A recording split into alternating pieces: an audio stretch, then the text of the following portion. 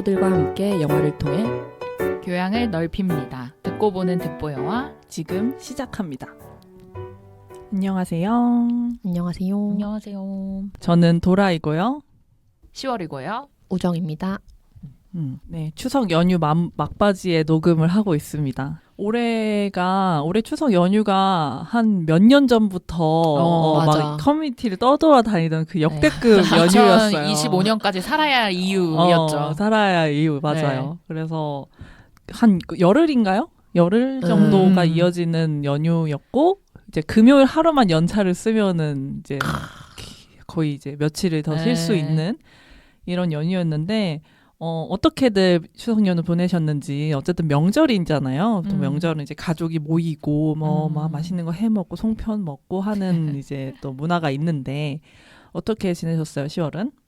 저는 진짜 역대급이어가지고 괜히 왜 이렇게 너무 설렜던 거예요. 기대도 되고 뭔가 계획이 있던 건 아니었거든요.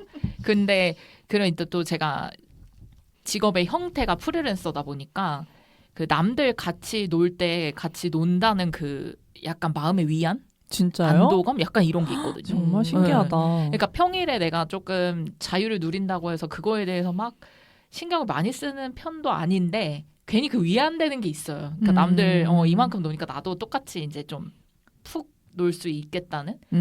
근데 또 그러기에는 막 이것도 하고 저것도 해야지라는 계획들이 또 많았거든요. 네, 하지만 뭐 인간이 쉽게 변하지 않듯 뭐 거의 대부분 이루어지지 않았고 진짜 잘 쉰 것 같고요. 저희 집은 한 3, 4년 전부터는 엄마가 이제 선언을 하셨거든요. 이제는 제사나 뭐 이런 거 없다. 네, 이렇게 한 이후로 이번에도 비슷하게 가족끼리 그냥 모여서 맛있는 거 먹고 놀고 그냥 그렇게 보냈던 것 같아요. 좋다. 근데 제사 안 한다고 했을 때 그 어르신들은 뭐 반대나 없었어요? 근데 일단은 저희가 양가에 다 이제 없으시고 그리고 이제 엄마도 이제 어쨌든 뭐 며느리로서 막 이렇게 해야 되는 그런 상황이 아니다 보니까 그리고 뭐 이제 뭐 아빠 쪽에 고모들도 이제 언니 너무 고생했으니까 이제 그만해 하자 이렇게 다들 좀 합의가 된 상태여가지고 네, 아주 자연스럽게. 근데 막상 너무 좋은 것 같아요. 네, 안 지내고 뭐 이렇게 명절 때도 차례 같은 거 어쨌든 다 또 준비해야 되고. 그렇죠. 네, 그리고 시간은 오래 걸리는데 막상 차려놓은 게 보면은 그런 거 있잖아요. 네, 별로 결과물이 한 시간에 비해서 그치. 네. 가성비가 좋지 않다. 가성비가 좋지 않은 그런 활동이기 때문에 전 너무 좋더라고요. 네. 우정은요? 저는 일단 이 긴 연휴를 몇 년 동안 사람들이 기다려왔다는 거를 도라의 말을 통해서 오랜만에 깨달았는데 그렇게 생각을 해보니 그 몇 년 사이에 저는 금요일에 연차를 내지 못한 직장인이 되었구나. 저는 일했거든요, 금요일에. 그래서 몇 년 전에는 나도 당연 그때는 일하기 전이니까 연차를 내고 나도 쉬겠지라고 생각했던 것 같은데 막연하게. 네, 나는 그럴 수 없는 직장인이 되었다. 뭐 이런 생각을 했고요. 네, 금요일에 개같이 일했고요. 밀린 일들도 네. 야근했다고 하더라고요. 야근도 심지어. 하고 연휴 때문에 연휴가 야속했어요. 연휴 때문에 일이 다 안 돼요, 여러분. 연락도 잘 안 되고 다들 당연하지. 연락도 안 되고 뭐 한 달 뒤에 업무인데 지금 막 하고 있어야 돼. 연휴 때문에 너무 기니까 뭐가 딜레이가 되니까. 그래서 연휴가 정말 야속하다 이런 생각을 했지만 그럼에도 잘 보냈고요. 저는 이번에 처음으로 가족들이랑 명절에 여행을 갔어요. 한 번도 그런 적이 없었는데 이번에 울릉도를 갔다 왔고요. 그래서 3일 동안 배로 이제 갔다 왔죠, 울릉도를. 그래서 독도도 가고 재밌는 시간을 보냈고요. 뭐 한 가지 웃긴 이야기는 못 돌아올 뻔했다. 뭐 구구절절한 이야기가 있는데 아무튼 뭐 배가 전날 취소가 됐던 것의 여파로 어쨌든 우리 티켓이 취소돼가지고 못 돌아올 뻔했으나 강릉을 통해서 묵호로 가가지고 잘 돌아왔습니다. 그래서 오랜만에 되게 오랜만에 가족여행을 간 거여서 이래서 가족여행은 힘들구나 이런 생각도 가는 게 아니구나. 들긴 했지만 그래도 오랜만에 즐거웠다. 네. 그러면은 뭐 제사라던가 이런 건 하지 않았겠네요? 하지 않았는데 사실은 명절 풍경이 좀 바뀌고 있다는 생각이 들긴 맞아요. 하거든요. 많이 바뀌고 있어요. 옛날만큼 가부장적이지도 않고 막 그런 면이 있는데 저희 집안은 되게 가부장적이에요. 우리 이제 사서 쓰자 뭐 이런 이야기도 했어요. 음식 같은 거. 근데 아니래요. 그래도 꼭 다 해야 된대요. 직접 정성 들여서. 가성비 떨어진다니까. 근데 그 가장 정성 들여서 해야 된다고 주장하시는 분은 이제 음식을 하기 시작하면 목욕탕을 가세요. 와. 어이가 없네. 본인 먹으라고. 그니까 그런 식이에요 다들. 이제 제사 없애자 하면 막 반발을 하잖아 집안에 그 남자 어르신들이. 그러면 맞아. 뭐 그럼 본인들이 하세요 이러면은 그래 없애는 적이 많아요. 이렇게 된다고요. 노동이 치우쳐져 있다고요. 역시 투쟁해야 됩니다. 투쟁해야 돼요. 지난주랑 이어지는데 오늘도 재밌는 투쟁 영화입니다. 오늘의 영화는 저 같은 경우는 연휴에 일했어요. 그래서 뭐 전혀 연휴 같지 않은 연휴를 보내 그냥 똑같이 평상시대로 일을 했어요. 그 제가 맡은 출근은 아닌데 그냥 출근했죠. 출근해서 네네네. 제가 맡고 있는 이제 축제가 있는데 그게 다음 주 개막이기 때문에 그냥 뭐 일했다. 전혀 연휴가 아니었다. 그렇네요. 네, 그래서 바빠가지고, 네, 아무튼 그렇게 보냈고, 저희도 이제 명절 때 따로 이제 뭐 제사 지내는 게 없어져가지고, 그냥 할아버지 댁에도 잘 안 가요. 그냥 있으면 가고, 아니면 막 말고, 약간 이렇게 하는 자유로운 집안입니다. 어렸을 때 제사를 했던 기억은 나는데, 사실 저는 제사라는 그 문화가 되게 좋은 면도 있다고 보거든요. 그러니까 재미가 있어요. 뭔가 약간 그런 것도 일종의 오컬트 같은 느낌이 있잖아요. 맞아요. 그러니까 이게 이런 우리나라에 전통적인 어떤 문화가 있다는 게 좋은데 거기서의 문제는 어쨌든 되게 치우쳐져 있는 노동이지. 그치. 그 여성들만 노동하는 부분들 그리고 가부장제의 그런 것들이 남아있는 문제 때문이지 사실 제사라는 건 좀 재밌다고 생각하거든요. 그 밥에 이렇게 먹고 가라 하는 것도 재밌고 그래서 막 비워두잖아요. 저는 옛날에 그 상 두고 이렇게 이제 잠깐 나가 있잖아요. 잠깐 나가 있다 이런 걸 했던 기억도 난단 말이에요. 문도 열어놔야 돼요. 문도 열어놔야 되고. 그래서 그런 게 사라진다는 게 어떤 부분에서 좀 아쉬운 부분도 있기는 한 것 같아요. 오늘 이제 좀 일부러 이런 얘기를 좀 해봤는데 이제 명절 때는 어쨌든 가족들이 많이 모이는 게 이제 전통적인 문화잖아요. 근데 그런 부분에서도 사실은 모일 곳이 없고 갈 곳이 없는 사람들도 있다고 저는 생각을 해요. 그래서 오늘의 영화는 가족의 탄생이라는 영화를 좀 준비해봤고 생활동반자법이랑 같이 연결해서 좀 얘기를 해보고자 합니다. 네. 가족의 탄생은 일단 2006년에 개봉한 김태용 감독의 영화입니다. 줄거리를 그냥 간략하게 좀 설명을 드리면요. 일단 영화에는 크게 두 가족이 등장을 해요. 그래서 미라와 형철 가족이 있고 성경과 매자 가족이 있습니다. 이제 홀로 살고 있는 미라를 5년 만에 찾아온 남동생 형철이 있어요. 근데 형철이 한 20살 정도 연상이 되는 자기 아내 무신을 데리고 옵니다. 그래서 다짜고짜 이제 미라, 형철 그리고 무신의 동거가 시작이 되는데요. 투닥대면서도 사이좋게 잘 지내던 어느 날 또 꼬마 여자아이가 미라네 집에 찾아옵니다. 근데 이 아이는 그 형철이 데려온 그러니까 형철의 와이프 무신의 전 남편의 전 아내의 아이예요. 그러니까 사실은 무신의 아이도 아니고 형철의 아이도 아닌 아이인데 어떻게 뭐 소란 끝에 결국에는 또 한 지붕 아래에 이렇게 4명의 가족이 같이 살게 됩니다. 어느 날 이제 낮술을 먹고 오겠다고 나간 형철이 이제 돌아오지 않고요. 결국에는 이 정말 피 한 방울 섞이지 않은 이 3명의 여자만 집에 남게 되는 요 가족이 하나 있고요. 그리고 두 번째 가족은 성경과 매자입니다. 성경의 엄마가 매자인데요. 사실 매자는 가족이 있는 유부남과 연애를 하고 있어요. 이런 부분을 안 입곱지 않게 생각하는 이 성경이었는데 어느 날 엄마인 매자가 아프다는 걸 알게 됩니다. 그래서 이 불륜하는 이 아저씨네 집에 쳐들어가서 우리 엄마 사랑하세요? 라고 묻는데 아저씨가 사랑한다고 해가지고 그 가정을 또 파탄을 내요. 엄청나. 파탄을 내죠. 근데 사실은 또 이 아저씨랑 매자 사이에는 또 아들이 하나 있어요. 그러니까 이제 이 성경하고는 동복 형제인 거죠. 엄마가 같고 아빠가 다른 남동생, 나이 차이가 많이 나는 남동생인 경석과 성경 이렇게 두 사람이 남게 됩니다. 그래서 이 두 가족이 새로운 방식으로 만나서 또 새로운 가족이 탄생하는 영화 가족의 탄생입니다. 이 영화는 2006년도에 개봉한 영화예요. 그러니까 지금 이제 20년이 됐다고 보면 되겠죠. 그래서 20년 전 영화인데 제가 우리 듣보에서 소개한 적이 있지만 저한테 서랍 영화들이 이제 몇 편 있거든요. 그 중에 하나입니다. 그래서 서랍 영화들을 좀 정리하는 이제 나만의 시리즈를 좀 하고 있는데 아무도 모르는. 그래서 오늘 좀 이것도 한번 얘기해보고 싶어서 갖고 왔고요. 근데 요 시기의 영화들을 좋아하는 것 같아요, 확실히. 그때가 영화 많이 본 거죠, 그냥. 최근년의 영화를 많이 안 봤고, 그리고 되게 이상한 거 있지 않아요? 뭔가 그때 좋았던 거 콱콱 박혀 있으면 자리를 잘 안 내어줘요. 새로운 영화한테.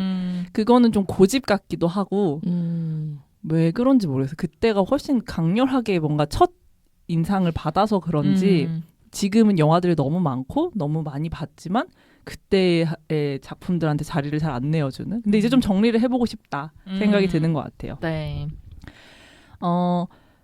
우선 저희 감상을 듣기 전에 감독 얘기를 좀 할게요. 네. 감독은 이제 김태용 감독이고 1969년에 태어나셔서 연세대 정치외교학교를 졸업하시고 한국영화 아카데미 13기로 졸업해서 활동을 하기 시작한 감독입니다. 1999년에 여고괴담 두 번째 이야기로 장편 영화에 데뷔를 했고요. 근데 이 영화 같은 경우는 민규동 감독하고 공동 연출을 했어요. 그래서 두 사람이 같이 만든 작품인데 흥행은 좀 하지 못했는데 작품성만큼은 너무 이제 인정을 받아가지고 그 이후로도 굉장히 감독 활동은 좀 하게 됐는데 그 이후로 만든 영화들도 사실은 흥행이 막 엄청 잘 된 영화는 별로 없습니다. 그 이후에는 2006년에 오늘의 영화 가족의 탄생이 있고 2011년에 만추가 있고요. 그리고 대망의 작년에 개봉한 원더랜드라는 영화가 이제 폭망을 몰라요. 모르는 영화예요. 네, 완전 폭망을 했어요. 폭망했고 심지어 그거는 그러니까 비평 쪽에서도 별로 좋은 평을 듣지 못한 영화여서 좀 저는 개인적으로 김태형 감독을 좋아하는데 속상했던 이제 소식입니다. 그 영화도 저는 보지는 못했지만 아무튼 그렇게 작품 활동이 많이 하신 분은 아닌 거죠. 1999년부터 작년까지 장편 영화가 4편 정도밖에 안 되니까 그런 감독이고 주요 업적으로는 2014년에 탕웨이와 결혼한 업적을 갖고 계세요. 큰 업적인데요? 네, 정말 큰 업적을 정말. 갖고 계세요. 그때 당시에 모든 사람들이 놀라면서 도둑놈이다 이제 다들 이제 화를 냈던 기억이 저도 굉장히 화가 났었던 기억이 나고요. 어쨌든 가족의 탄생으로는 그때 당시에 상을 굉장히 많이 탔어요. 최우수 작품상이라던가 이제 그리고 배우들도 이때 당시에 이제 뭐 여우조연상, 남자 신인상, 뭐 그리고 뭐 각본상, 최우수 작품상 많이 상을 많이 탄 작품이고요. 그리고 이제 배우들은 여기도 상당히 라인업이 출중해요. 그리고 빵빵하죠. 20년 전 영화인데 지금도 너무 훌륭한 배우들이 많이 나오잖아요. 맞아요. 이제 문소리 배우도 나오고 그 공효진 배우도 나오고 고두심 그리고 김혜옥 배우, 봉태규 배우, 정유미 배우 이렇게 지금 보면 우리가 다 너무 유명하게 알만한 이런 배우들이 나오는데 맞아요. 정유미 배우나 뭐 그 봉태규 배우 같은 경우는 그때 당시에 신인이었던 걸로. 그래서 20년 전이라서 엄청 풋풋하고 진짜. 네, 문소리 배우도 진짜 젊잖아요. 근데 약간 젊지 않은 역할을 맡았지만 그 젊음이 느껴져. 너무 그 어린 모습이. 맞아요. 그래서 굉장히 저는 또 재밌게 봤고요. 두 분은 또 어떻게 보셨는지 궁금합니다. 우정 어땠어요? 저도 일단 그 지금 익숙한 배우들의 앳된 모습을 보는 게 일단 즐거웠고 기본적으로 그리고 근데 그러면서도 뭐 공효진 배우나 정유미 배우 다 너무 똑같은 거예요. 나이가 안 들었죠. 네, 그래서 새삼 이 여배우들 자 대단하다. 관리 능력. 그런 생각이 들면서 이게 저도 그 가족에 대한 우리 오늘 이야기하는 맥락대로 가족에 대한 이야기가 제일 좋았던 것 같아요. 그러니까 물론 그 시작이 빌어먹을 형철 때문이기는 하나 그 미라와 무신, 채연이 그들만의 가족을 잃어가는 그 여성들의 이야기가 제일 매력적으로 다가왔던 것 같고요. 저는 특히 무신 캐릭터가 되게 인상이 깊더라고요. 뭔가 그 되게 센 여성 같으면서도 너스레를 떠는 모습이나 그 다른 이들과 어울리는 모습 같은 게 되게 매력적으로 느껴졌어요. 그래서 그런 미라와의 케미 같은 것들이 되게 매력적이었다는 생각이 들고 그리고 옴니버스라고 생각했는데 옴니버스가 아니었던 그 플롯이 저는 제일 탁월했다는 생각이 들었습니다. 그리고 뭐 아쉬운 점은 형철이죠. 그냥. 배우도 아쉽고요. 아니, 사람을 빡치게 만드는 게 뭐 잘 만든 거라고 해야 될까요, 이게? 그쵸. 네, 잘 만든. 캐릭터로는 좋은 캐릭터인 것 같아요. 그러니까 좋다는 게 도덕적으로 좋다는 게 아니라 영화적으로는 좋은 캐릭터였죠. 네, 진짜 보는 내내 진짜 속으로 욕을 삼키면서 봤고요. 그리고 결말에서 이제 다시 한번 또 나타나죠 마지막에. 네. 와 진짜 대단하다. 이런 왕성한 친구예요. 질린다, 왕성한. 질려. 질린다 질려. 아쉬운 점은 아니지만 어쨌든 그런 게 약간 빡쳐하면서 봤던 포인트였고 궁금했던 점은 이게 시간 순서가 되게 헷갈리더라고요. 어쨌든 이야기들이 섞여 있잖아요. 그리고 결국은 하나의 이야기였는데 그래서 내가 이해한 게 맞나? 라는 어떤 약간의 헷갈림이 있었고 그리고 좋았던 점 하나 더는 뭔가 중간에 그 CG라고 해야 될까요? 막 그 짐들이 둥둥 떠오르고 불꽃놀이랑 그 공효진 배가 겹쳐지고 막 이런 장면들이 되게 재기발랄해서 좋았던 것 같아요. 좋아요. 10월은요? 네, 저도 근데 굉장히 비슷한데 그 주요 배우들이 생활 연기를 너무 잘 살린 것 같아요. 네, 그래서 우리가 그 형철 때문에 빡이 친 것도 너무 진짜 그런 있지 않아요 주변? 있지 많죠. 네, 주변에 있잖아요. 그리고 하는 행동도 뭐 내가 다 알아서 할게. 저 이 말 진짜 싫어하거든요. 이 대사. 내가 다 알아서 할게. 이거. 근데 알아서 하는 거 하나도 없고. 하나도 없지. 그거 진짜 너무 싫어하고.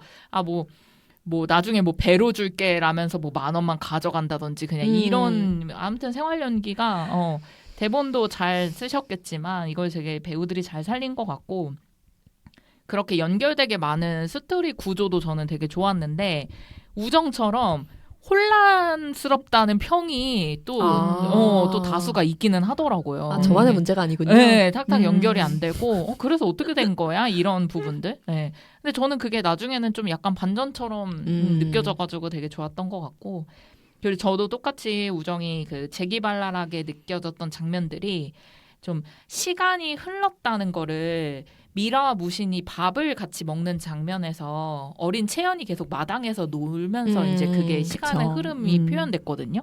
그것도 너무 좋았고 그리고 아까 얘기해주신 엄마가 남겨둔 캐리어에서 이제 선경의 어린 시절 물건들이 이제 허공에 떠오르면서 딱 멈춰지는 그런 장면들. 네. 그런 연출 자체가 너무 재미있기도 하고 좋았던 것 같아요. 기억에 많이 남아서. 그렇습니다. 그리고 저도 뭐 아쉬운 점은 딱히 없고 그냥 그 형철의 캐릭터가 진짜 너무 싫었다.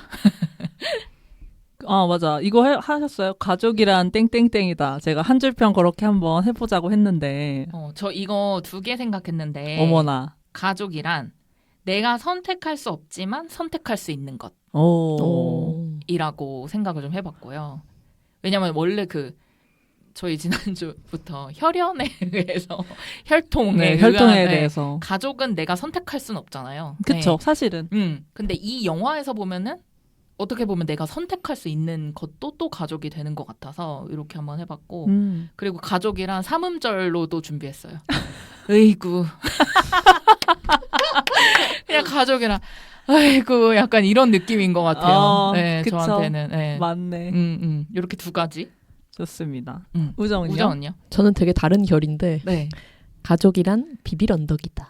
오. 근데 이 의미가 동의하지 않는 분들도 있을 것 같긴 해요. 근데 오히려 이 가족이 혈연을 떠나서 진짜 열린 의미의 가족일 것 같고 이게 같은 집에서 같은 밥 먹고 지내도 사실 가족 같지 않을 수 있잖아요. 그럼요. 그리고 또 막 대단히 다정하거나 하지 않아도 또 가족 같을 수 있고 그래서 그냥 뭐 얼마나 그 관계가 다정하고 가까운지 같은 걸 떠나서 뭐 세상에서 살아가는 많은 어떤 혹독한 환경 속에서 풍파에도 그런 풍파 속에서 나를 믿어주는 구석 혹은 내가 안겨볼 수 있는 구석 같은 게 그래도 가족 아닐까? 라는 생각이 들었습니다. 오.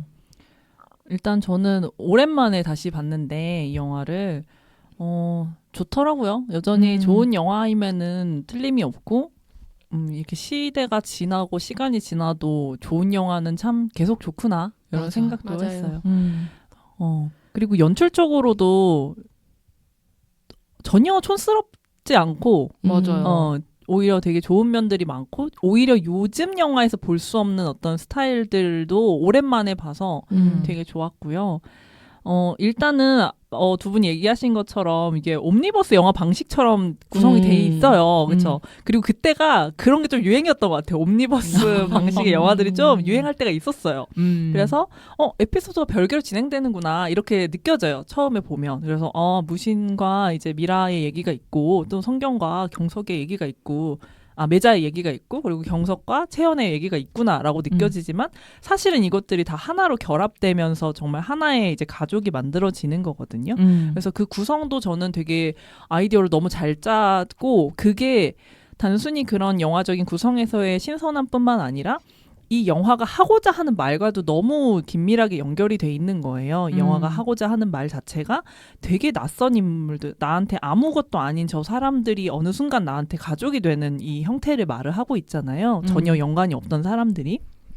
그래서 그런 부분까지 되게 좋았고, 그래서 이 영화에서 이제 시작과 끝에 이제 기차가 나오게 되고, 마지막에 영화가 다 끝나고 나서 이제 엔딩 크레딧 장면 자체가 그 기차역을 그 배우 이제 역할 캐릭터 한 명 한 명 이렇게 막 맞아요. 돌아다니잖아요. 서로를 그냥 스쳐 지나가고 하는 것 자체가 우리가 기차역은 진짜 온갖 사람들이 다 그냥 거기 머물렀다가 기차를 타고 떠나가고 다시 돌아오는 곳인데 그런 곳에서 만난 되게 낯선 타인이 어느 순간 내 가족이 될 수 있다라는 그 자체를 얘기해주는 장면이라고 또 생각을 했거든요. 그래서 그런 연출까지도 되게 다 좋고 뭐 시월이 말씀해 주신 것처럼 배우들의 연기는 뭐 사실은 뭐 말할 것도 없고 일단은 저는 항상 문소리 배우를 보면 너무 감탄하게 되는 것 같아요. 그 연기를 어떻게 저렇게 할 수 있는가에 대해서 그 미라 캐릭터가 진짜 오묘하잖아요. 되게 막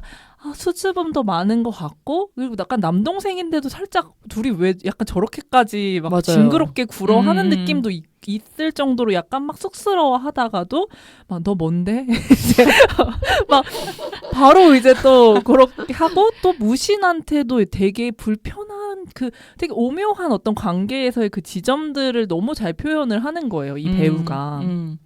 그리고 마지막에 그 다 이제 세월이 흘러서 채연이 경석 데려왔을 때는 또 되게 이제 막 능글맞게 이제 또 하잖아요. 막 우리 집에 남자 왔다 막 이러면서 이제 그래서 그 배우의 연기를 그냥 항상 감탄하게 되는 것 같고 그리고 이 영화를 그때 처음 봤을 때 저는 어쨌든 이 당시에 봤는데 그 정유미를 보고 너무 충격 먹었던 기억이 나요. 저런 얼굴에 네, 약간 너무 천사 같은 느낌으로 뭐지? 이렇게 충격 먹었던 기억이 나고 마찬가지로 봉태기 배우 보면서도 뭐지?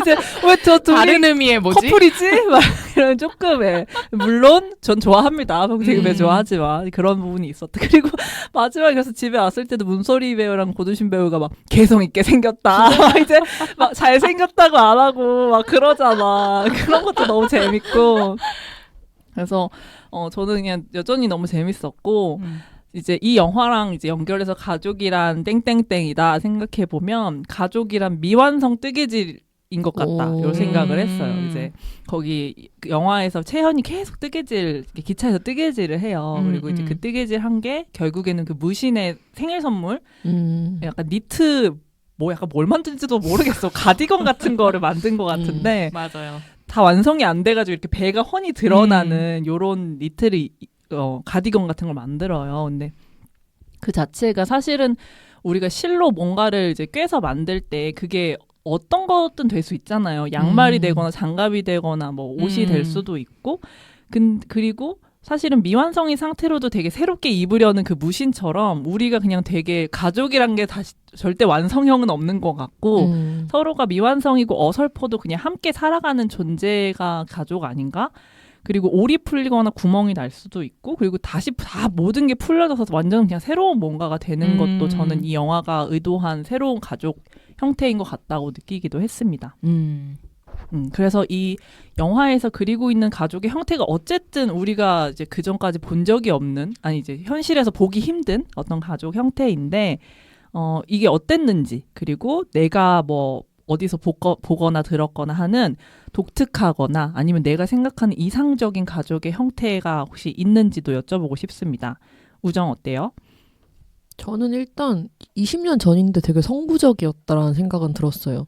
어쨌든 아직도 생활 동반자법 제정이 요원한 이 보수적인 나라에서 20년 전에 이런 질문을 던졌다라고 하는 것이 굉장히 빠르다라는 생각이 들었고요. 가족의 형태에 대해서는 뭐 특별하게 들어본 건 없는 것 같고 그냥 주변에도 굳이 막 결혼이라던가 여러 가지 법적인 형태를 묶이지 않고 함께 사는 친구들이 많아서 그냥 그런 게 가족인데 다 가족으로 인정받지 못하고 있는 상황에 대해서 막 최근에도 그런 얘기를 하더라고요. 막 장례식에 갔는데 내가 어떻게 해야 될지 모르겠더라. 짝꿍의 장례식에 갔는데 뭐 이런 얘기를 해가지고 그런 생각이 좀 들었고 약간 그래도 다른 어떤 가족의 형태를 생각해 본다면 제가 예전에 쉐어하우스에 살았던 적이 있어요. 근데 두 가지의 쉐어하우스에 살았는데 양극단에 있는 쉐어하우스였거든요. 하나는 완전히 기업형이어서 그냥 서로 어느 방에 누가 있는지 전혀 모르고 하루 종일 누군가의 그림자도 볼 수 없어요. 저 사람이 존재는 하는데 존재하지 않아요. 그래서 현대식 아파트 같은 느낌? 그냥 쾌적한 고시원이죠. 그런 데 살았던 적이 있는데 거기는 서로를 마주치면 안 되는 게 약간 국룰인 느낌이어서 그런 곳에 살았던 적이 있고 또 다른 쉐어하우스에서는 약간 그 시트콤 같은 데서 나오는 쉐어하우스처럼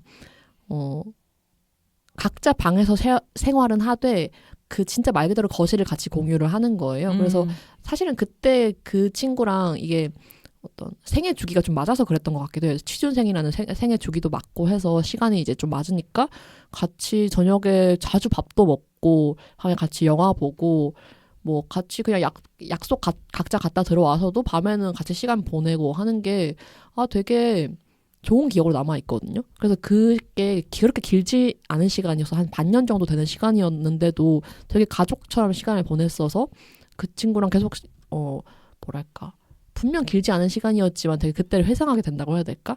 되게 다른 친구들이랑 또 다른 끈끈한 관계를 맺었던 기억이 나서 그게 내가 경험한 새로운 가족의 형태였겠구나 이런 생각이 들긴 했어요. 일단은 저도 이 영화를 그러니까 저 되게 어렸을 때 본 거예요. 거의 20살 막 이쯤에 본 건데 그때 제가 이 영화가 좋았던 게 그 이유였던 것 같아요. 어떻게 보면 그때는 이제 그런 식으로 언어화를 시키지 못했지만 대단히 퀴어한 영화인 거잖아요. 그 전까지 나한테 그런 얘기를 해준 영화거나 혹은 그런 사람이 있었나? 이런 것도 가족이 될 수 있다라고 얘기해주는 무언가가 약간 그때 저한테는 그게 되게 충격이면서도 새롭고 너무 좋았던 거죠. 저는 전통적인 가족에 대한 의문이 아주 어렸을 때부터 나도 모르는 사이에 있었던 것 같아요. 이상하다 뭔가. 근데 그 이상한 지점을 말도 못 하잖아요. 왜냐면 그냥 이상한 느낌이고 언어화할 수 있는 방법도 없고 모두가 다 그냥 원래 그런 거야 이러고 있는 거에 대해서. 근데 그거에 대해서 처음으로 뭔가 내가 생각한 걸 말로 해주는 그런 영화를 만난 느낌이었고 그랬을 때 너무 아름답잖아요. 사실 이 가족이. 그래서 저한테는 되게 좋은 영화일 수밖에 없었던 것 같고 우정이 말해준 것처럼 진짜 선구적인 영화가 아닌가? 어떻게 20년이 지나도 생활동반자법이 제정이 안 되지? 이런 영화가 나온 지 20년이 지났는데도 이런 생각이 들면서도 제가 이제 이것도 몇 년 전에 본 어떤 해외 다큐멘터리, 이제 이거는 캡처로 봤는데, 였는데, 그 외국에서 되게 다양한 가족 형태를 꾸리고 있는 이런 사람들을 찍은 다큐멘터리였어요. 근데 예를 들면 어떤 부부가 있었냐면, 일단은 폴리아모리. 그러니까 뭐, 남자 한 명에 여자 뭐, 둘이 같이 함께 가족 형태를 이뤄서 살아가고 있는 집도 있었고, 그리고 남녀 둘이 만났는데 사랑하지 않거든요. 근데 아이만 원해서 둘이 아이를 낳고 같이 살아요. 근데 둘은 사랑은 안 해. 근데 엄마 아빠이기는 한 거지. 그래서 이런 형태도 있었고, 그러니까 그 다큐멘터리 자체에 되게 여러 그런 식의 가족이 나왔어요. 근데 이것도 이미 몇 년 됐거든요. 근데 저는 그걸 보면서 와 너무 역시 이제 외국은 이런 게 확실히 깨어 있으니까 되게 새롭고 좋고 와 우리나라도 저런 가족들 많으면 좋겠다 이런 생각을 하면서 댓글을 봤는데 와 사람들이 막 신랄하게 욕을 하고 있는 거예요. 막 짐승이냐 이런 말부터 시작해서 막 저럴 거면 뭐 어쩌고저쩌고 막 뭐 법이란 왜 존재하고 막 이런 얘기들도 있고 그래서 그걸 보면서 또 한 번 충격을 먹은 거지. 사람들이 뭐 보편적인 사람들이 이렇게 생각하나? 이런 거에 대한 충격도 있었고 그래서 참 우리나라는 많이 멀었나? 이런 생각도 있고 우리나라는 왜 이렇게 전통적인 가족의 형태를 그렇게 중요하게 생각하고 보존하고 싶어 하지? 막 이런 거에 대한 질문도 여전히 있는 것 같고요. 그래서 사실은 저는 계속해서 그 전통적인 가족 형태를 해체하고 싶은 마음이 있는 것 같아요. 그래서 저는 항상 그런 걸 꿈꿔요. 되게 큰 마을에 다 같이 살고 어떤 걸 뭐 꿈꾸냐면 애들이 막 이렇게 지나가. 마을에 아이들이 막 있으면 쟤가 내 애였나 쟤가 내 애였나 이거를 꿈꾸거든요. 그리고 예를 들면은 쟤가 내 애 같아. 근데 얘가 아빠였나? 얘가 아빠였나? 이런 것도 꿈꾸거든요. 그러니까 진짜 이상한 거긴 하죠. 근데 어쨌든 제가 바라는 뭔가 이상적인 그러니까 가족이라기보다는 공동체 같은 모습인 것 같긴 합니다. 그러니까 약간 독점하지 않는 공동의 형태로 이루어지는 가족이 되겠네요. 그러니까 이게 내 애라는 게 대단히 중요하지 않은 거? 그냥 우리의 아이 같은 느낌으로 키우고 싶은 것 같아요. 아니, 사실 이야기를 듣다 보니까 제가 들었던 가족의 형태가 생각이 나긴 했어요. 그 친구도 폴리아모리 친구였는데, 거기는 이제 그 다큐랑 다르게 여성 1명에 남성 2명이기는 했으나, 아무튼 그 이야기를 들으면서 나도 낯설기는 했지만, 어쨌든 그 폴리아모리 관계의 방점은 관계를 독점하지 않는다라는 게 방점인 것 같거든요. 그래서 어떤 우리가 애인 관계라고 했을 때 그 관계를 독점할 수 있다라고 생각하고 그 사람을 자꾸 소유하려고 드는데 거기에서 벗어난다라는 건 분명히 우리는 생각해 볼 이유가 있고 관계의 다양성은 분명히 존중될 필요가 있겠다 이런 생각은 들었던 것 같아요. 그 영화 속에서 되게 재밌는 대사가 있어요. 채연이가 이제 경석한테 해픈 거 나쁜 거야? 이렇게 물어보거든요. 두 분 해픈 거 나쁜 걸까요? 아, 그거에 대한 질문이었군요. 맞아요. 해픈 거? 근데 저는 일단 해프다라는 말이 이미 부정적인 판단이 있다고 생각해요. 뭐 그럴 수 있죠. 그래서 질문을 많이 바꿔서 모두에게 잘해주는 게 나쁜 거야? 라고 묻는다면 근데 그걸 누가 나쁘다 그래? 나쁜 게 아니죠. 근데 해픈 것도 전 나쁜 게 아니라고 생각해요. 해픈 게 뭔데요? 저 검색해 볼까요?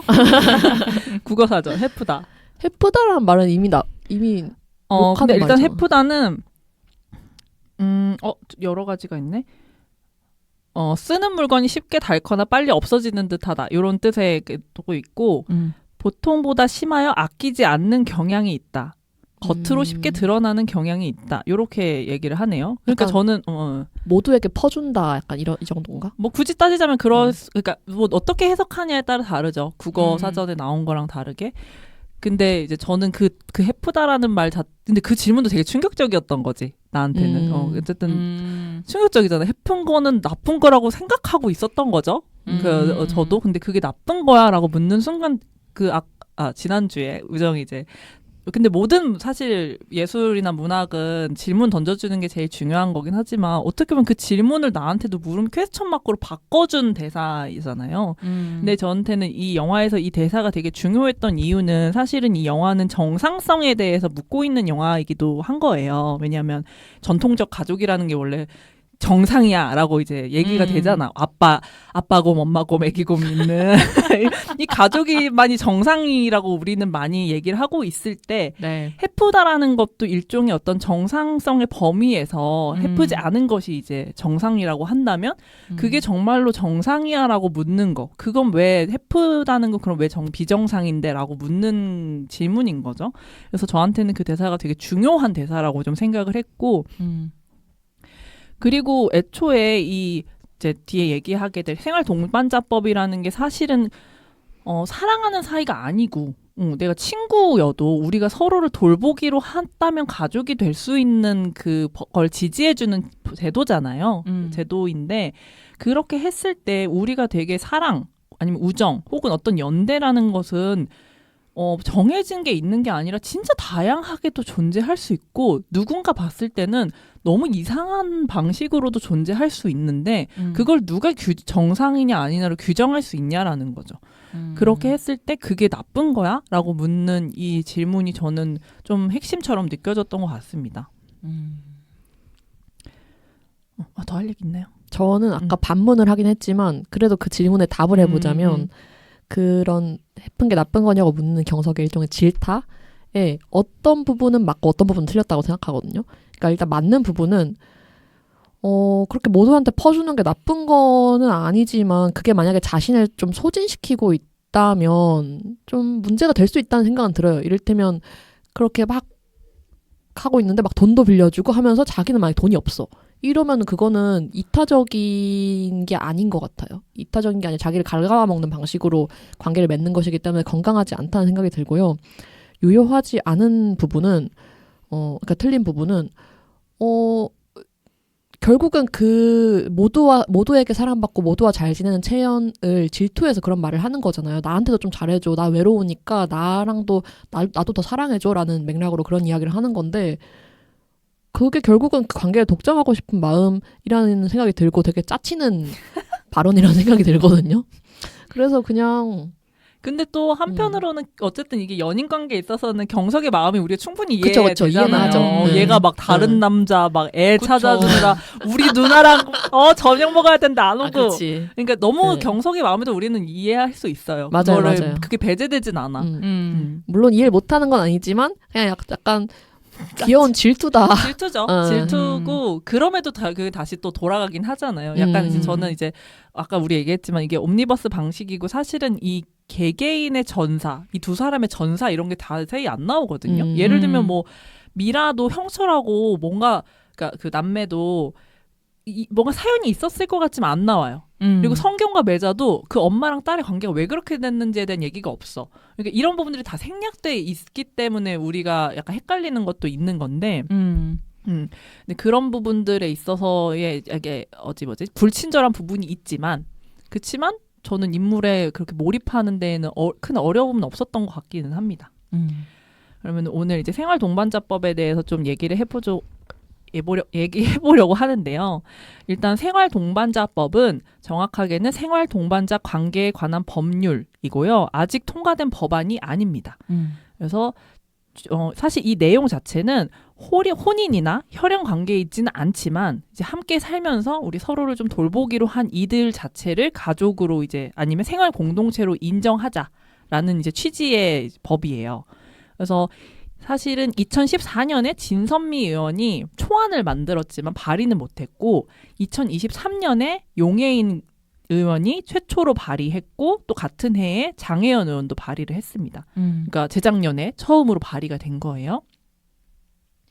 그리고 이제 올해 바로 지난달에 용해인 대표가 다시 또 발의를 해서 법률안으로 이제 연결이 되었고 이 부분에 있어서 이제 굉장히 중요하다라고 강조를 하면서 새로운 정부 이제 이재명 정부의 1호 가족 정책이 생활 동반자법 제정이어야 한다라고 강조하면서 얘기를 하기도 했습니다. 그리고 또 마찬가지로 지난달에 대통령실에서 이제 비혼 출산 제도를 좀 개선하자라는 좀 논의가 이제 진행이 됐대요. 그래서 그런 부분에서 연결돼서 생활 동반자법이 추진될 수 있다라는 이제 좀 관측이 이제 나왔다고 합니다. 아직 이제 지켜봐야 되는 시점인 것 같아요. 바로 지난달의 이슈니까. 그래서 사람들의 이제 의식은 되게 재밌는 게 이게 어디서 조사하느냐에 따라 또 되게 다르기는 해요, 내용이. 그래서 2020년도에 여가부에서 가족 다양성에 대한 국민인식 조사를 한 걸 보면 10명 중에 6명은 법령상 가족의 범위를 사실혼과 비혼 동거까지 넓히는데 찬성한다. 라고 얘기를 했다라고 합니다. 그래서 혼인, 혈연 여부와 상관없이 생계와 주거를 공유한다면 가족으로 인정해야 된다는 의견도 10명 중에 7명이 동의했다라고 해요. 근데 여전히 이제 뭐 국회 내에서 보수 계열 의원들이나 개신교인들에서는 반대가 굉장히 크게 많이 나타나기는 하는데 되게 중요한 주장은 생활 동반자법 제정이 동성애를 조장한다라는 게 이제 반대의 가장 큰 이유라고 해요. 이제 해외의 경우에는 비슷한 걸로는 시민 결합 제도라는 것이 존재한다고 합니다. 내용은 거의 같아요. 생활 동반자법하고 거의 같은데 이제 사실 이 제도 자체는 애초에 동성애 커플의 혼인 관계를 좀 지지해주기 위해서 나온 거긴 하고 그래서 동성 결혼이 지금 좀 허용된 국가가 많잖아요. 그런 국가에서는 시민 결합 제도가 또 사라지는 경우도 있다라고 합니다. 왜냐하면 동성 결혼을 허용해 줬으니까 이제 이 제도 굳이 필요 없다라고 판단한 경우도 있고, 근데 또 내용이 다르기 때문에 같이 가고 있는 경우도 있고, 그래서 굉장히 많은 해외 국가에서는 이런 시민 결합 제도를 이미 추진을 하고 있어요. 일본도 그렇고 태국도 그렇고. 근데 이제 우리나라 같은 경우는 아직 이제 막 시작인 상태죠. 그래서 두 분의 이제 생활동반자법 찬성하시는지 반대하시는지, 그리고 그 이유는 무엇인지 듣고 싶고, 반대하는 사람들의 좀 이유나 근거가 뭐가 있을까? 이런 것도 좀 한번 생각해 보면 좋을 것 같아요.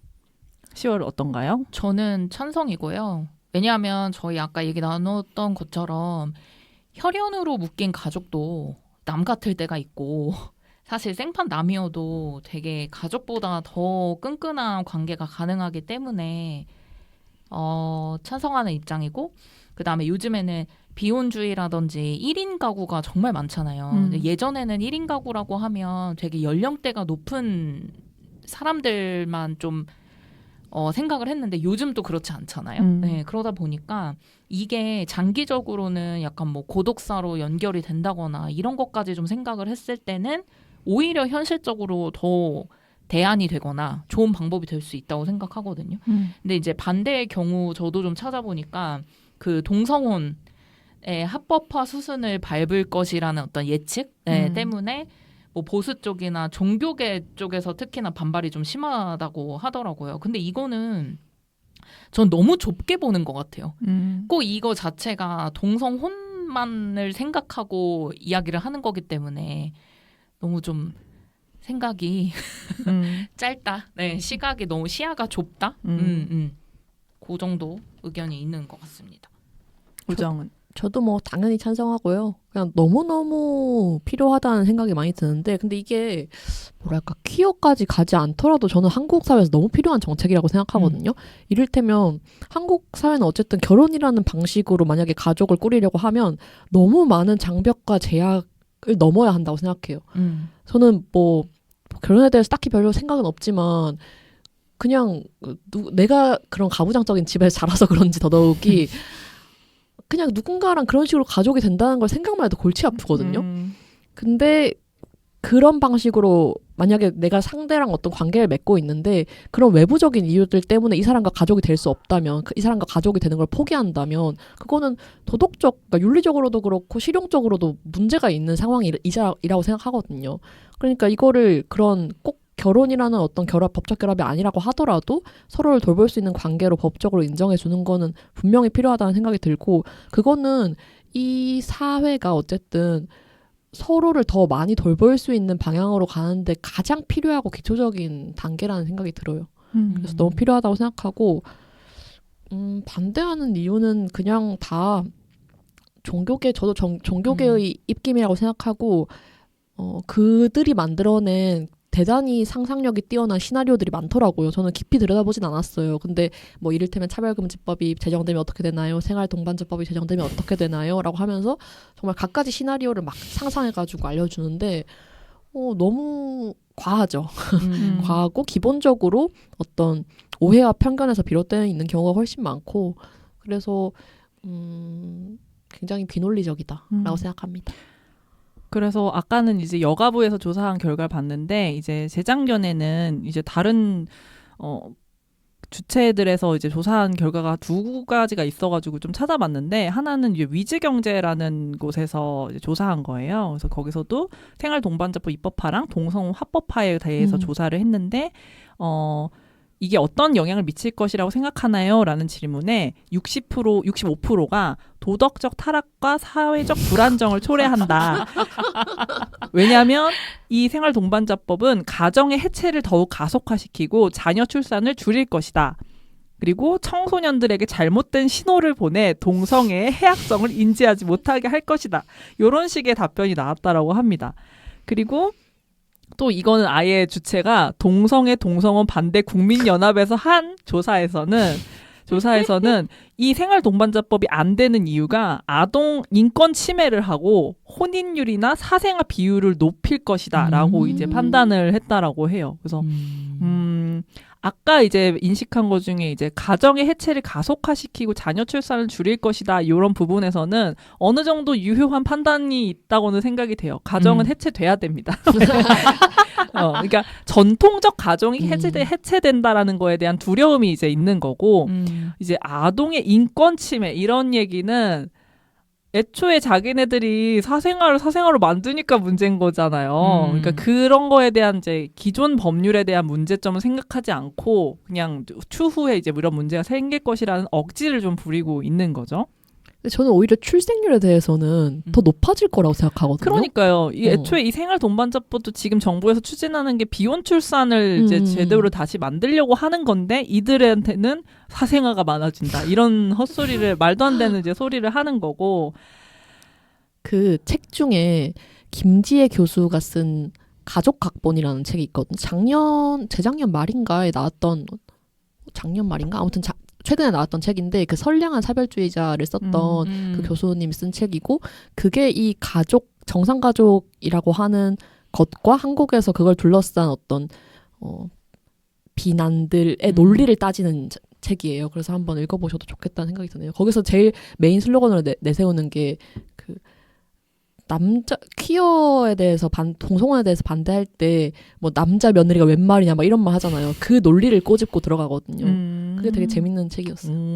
궁금하네요. 근데 저도 사실은 이제 이런 걸 반대하는 사람들의 심리가 뭘까 이제 이런 걸 고민을 하잖아요. 근데 꼭 이 생활 동반자법뿐만 아니라 어떤 기존에 있는 전통적인 것에 대한 약간 도전이나 변화를 되게 극심하게 힘들어하는 사람들 있잖아요. 물론 그런 사람들 보수주의자라고 이제 좋게는 말할 수도 있겠지만 이제 생각해봤을 때는 이들한테 약간 정상 가족이라는 것 자체가 제도보다는 정체성 자체인 것 같다라는 생각을 했고 그거 자체가 이꼬르 나는 올바르게 살아왔다라는 그거 자체를 의미하는 것 같다고 약간 생각이 들어요.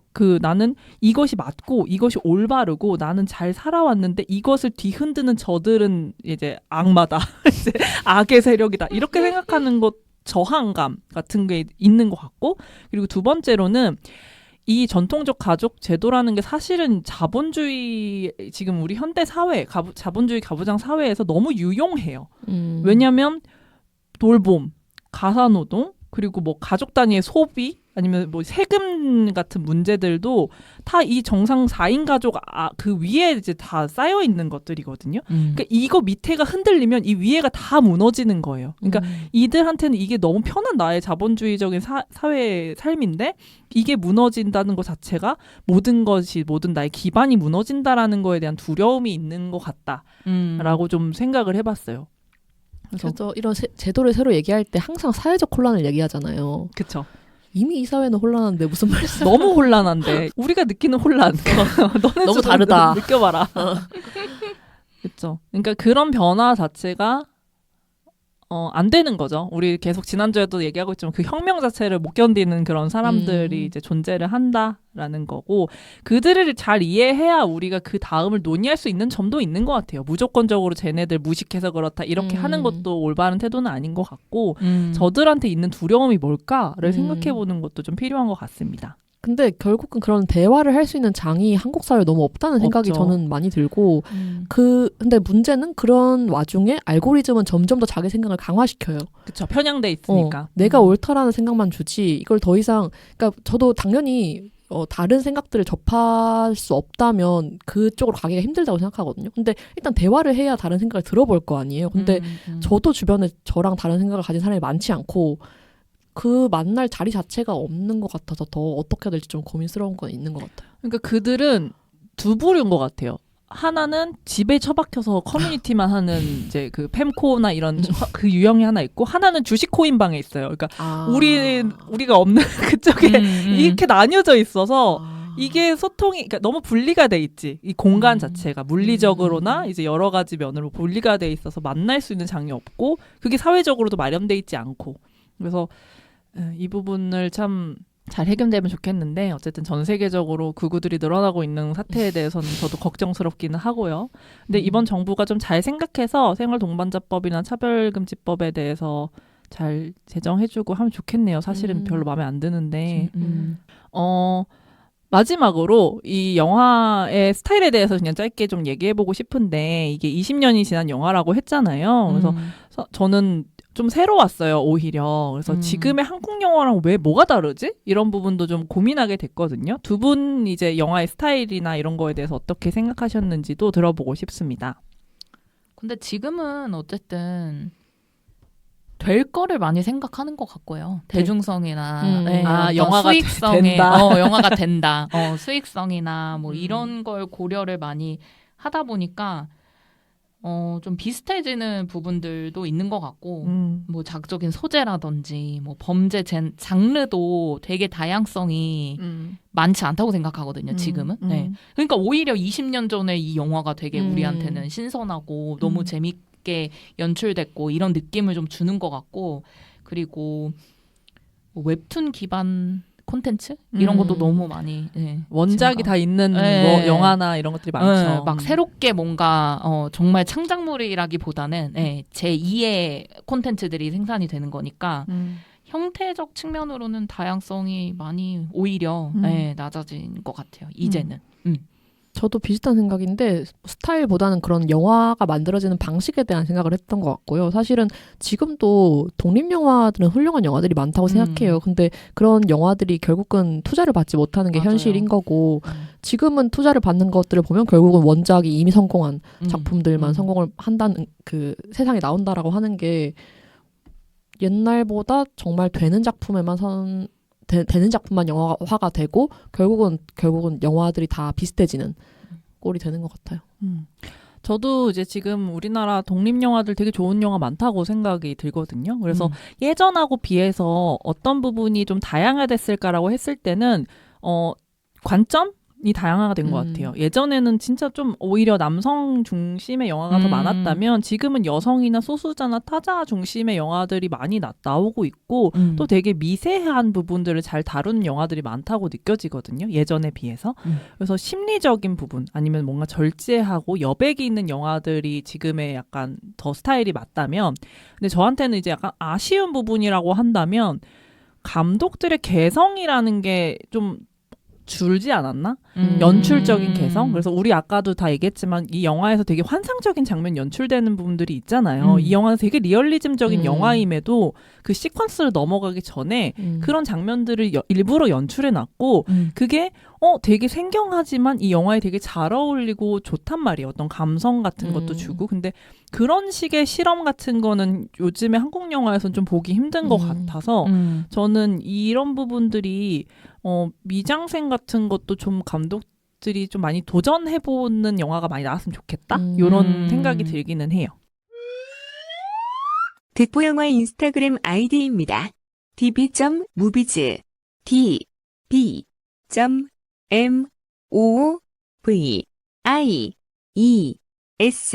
많은 관심 부탁드립니다. 그럼 저희 마지막으로 이런 식으로 뭐 새로운 관점의 가족 영화나 뭐 드라마 아니면 그냥 내가 좋아하는 어떤 가족 영화 추천해보면 좋을 것 같아요. 저는 정확히 떠오른 영화가 있었는데 그 아까 얘기한 맥락에서 새로운 시도를 한 영화이기도 하고 가족에 대한 관점을 얘기하기도 하는 괜찮아. 전에 얘기한 적 있는 것 같긴 해요. 근데 한국 영화이고 무용하는 학생과 선생님의 한 집살이 이야기라고나 할까요? 그래서 새롭게 가족을 꾸리게 되는 이야기인데 그 김혜영 감독이 굉장히 영상 자체도 좋고 이야기 플롯도 좋고 영화를 잘 만들었어요. 웰메이드로. 근데 이제 너무 관객이 안 들어가지고 굉장히 속상해했던 기억이 나네요. 전에도.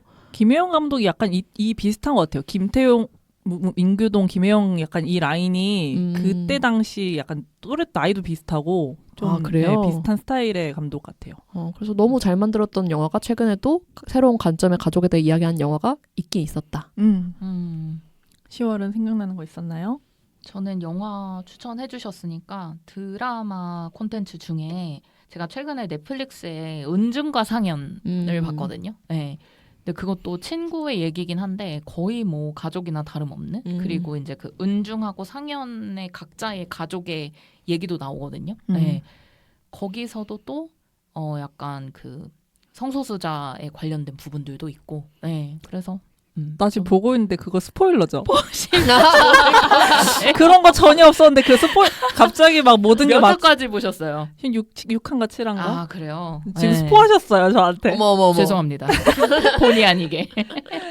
저는 사실은 제 서랍 영화 중에 안 다룬 리틀 미스 선샤인이 하나 있고요. 가족 영화. 이게 뭐 되게 다른 가족이라기보다는 그냥 약간 난장판 가족 영화 하나 있고, 그리고 우리나라 영화 중에 예전에 좋지 아니한가 이런 흥행은 못했지만 그것도 독특한 영화 하나 있고요.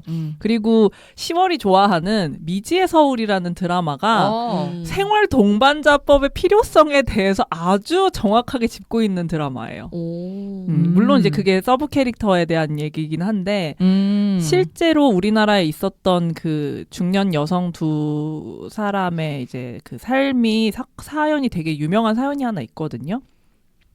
두 사람이 여고 동창이고 40년 동안 같이 살았는데, 근데 거기 기사에는 드러나지 않지만 딱 봐도 커플이죠. 근데 재산 같은 게 한 명 명의로 돼 있었던 거예요. 근데 그분이 돌아가시고 나서 가족들이 갑자기 찾아와서 그 사람 재산 다 가져가고 이 사람한테 권리가 없는 거죠. 같이 40년을 살았는데 가족이 아니어서 재산을 다 뺏기고 심지어 장례식장조차 안 알려주고 죽었다는 사실조차 안 알려줘서 이분이 그 사실을 알고 나서 옥상에서 투신 자살한 요 사건이 있었거든요. 그래서 근데 그걸 따온 것 같았어요. 미지의 서울에서 그 얘기를 모티브로 따서 했었던 것 같아서 맞는 것 같은데요. 드라마가 흥행도 했는데 그 부분을 좀 짚고 보시면 좋을 것 같다 해가지고 추천드려봅니다. 오늘은 그러면 이렇게 진행을 해봤고요. 다음 주는 다음 주의 영화로 찾아뵙도록 하겠습니다. 그럼 다들 안녕. 안녕.